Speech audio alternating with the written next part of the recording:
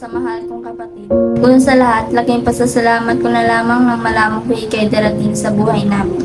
Labis ang tuwa at kagalakan na sa mukha ko'y nakaukit. Sayang kahit kailan ay di ko pa nakakamit.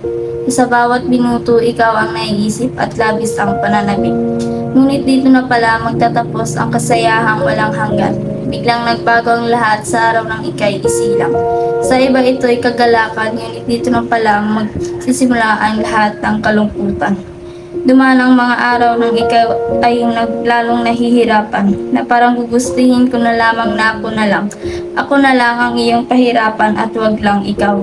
Habang ikay nagdudusa sa sakit na iyong pinagdadaanan ay mas lalo ko pang tinapangan na sa tuwing ikay aking masilayan, ang puso ko'y parang sinasaksak ng libu-libong patalim na habang ikaw ay lalong nahihirapan ay mas lumalalim ang pagtarak sa aking dibdib na parang di ko na makayanan. Dumating ang araw na kailangan mo nang lumisan sa mundong ibabaw. Ako'y nang lungo at nagpapasalamat dahil hindi mo na mararamdaman ang sakit at kahirapan na dala ng iyong karamdaman.